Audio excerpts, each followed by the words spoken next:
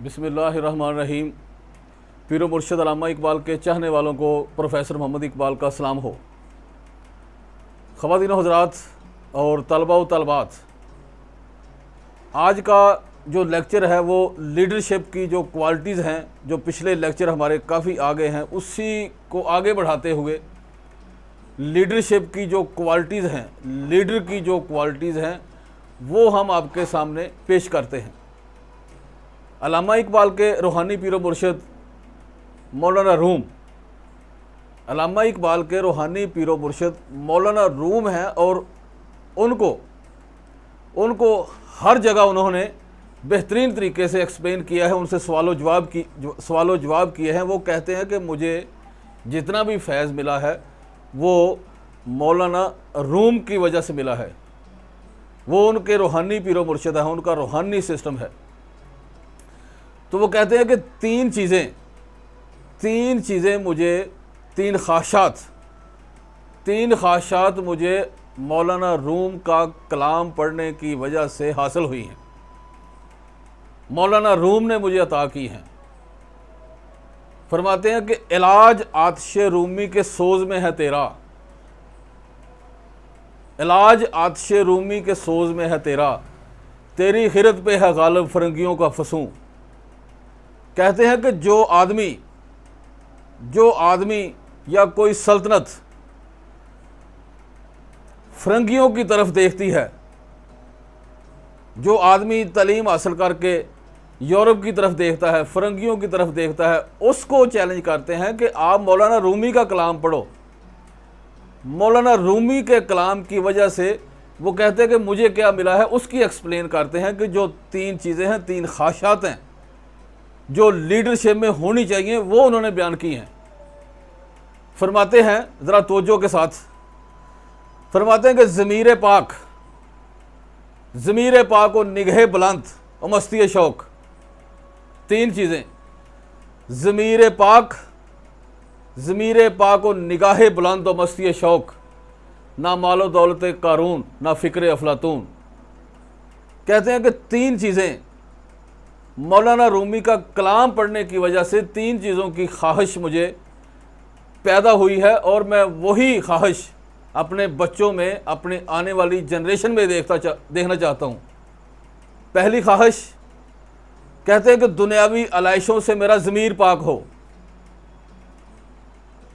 हर लिहाज से कहते हैं कि मेरा ज़मीर पाक हो, दुनियावी आलाइशों से मेरा ज़मीर पाक हो। और दूसरा है कि मेरी निगाह बुलंद हो, मेरी सोच बुलंद हो। पहला है कि कहते हैं कि मेरा ज़मीर पाक हो, हर किस्म की आलाइशों से पाक हो, लालच से पाक हो। और दूसरा है कि कहते हैं कि मेरी निगाह बुलंद हो। तीसरा है कि मस्ती शौक़, ये तीसरी ख्वाहिश है कि महबूब के इश्क में, महबूब की मोहब्बत में मैं हर दम पुरसोज रहूं, उसी की मोहब्बत में मैं डूबा रहूं। वो मोहब्बत कौन सी है? वो है इश्क़ रसूल।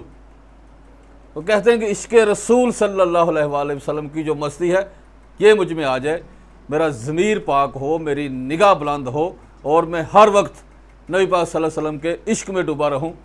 और जब ये तीन चीज़ें मुझे मिल जाएं तो मुझे किसी और चीज़ की कोई ख्वाहिश नहीं है।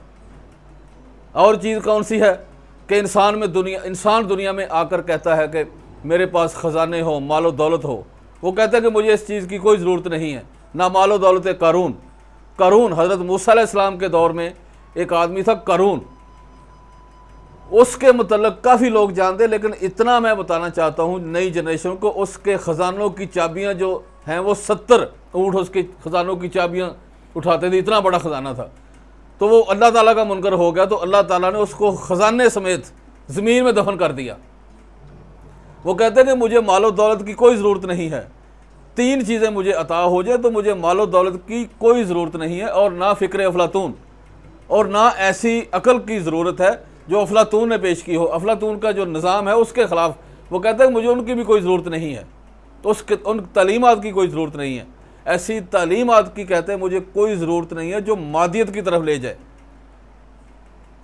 कहते हैं कि मौला इलाज आतिश रूमी के सोज़ में है तेरा।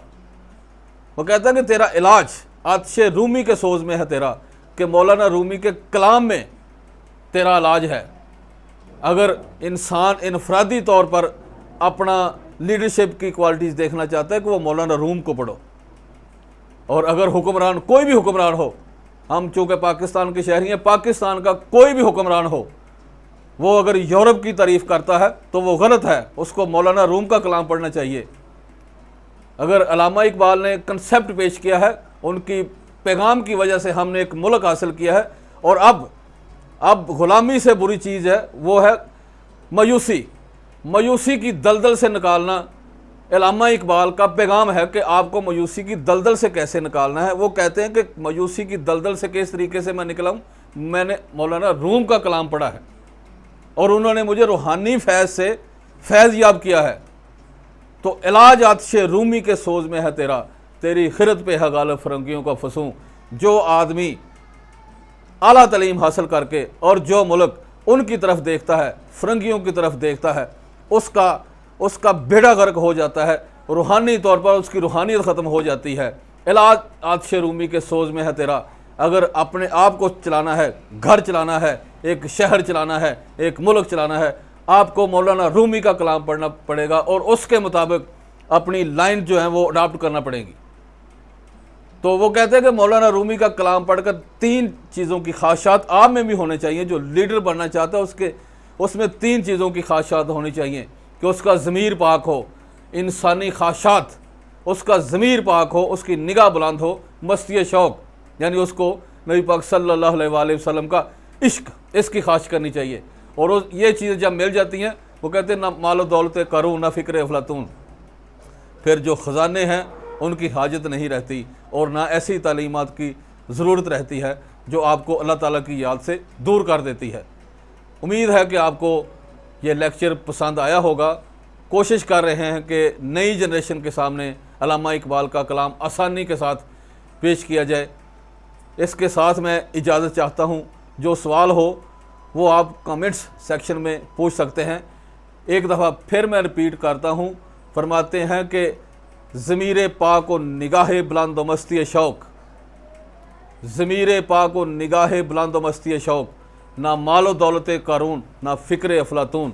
इलाज आतिश रूमी के सोज में है तेरा, इलाज आतिश रूमी के सोज में है तेरा, तेरी खिरत पे है गालिब फ़िरंगियों को फसूं। इसके साथ मैं इजाज़त चाहता हूँ। पाकिस्तान जिंदाबाद।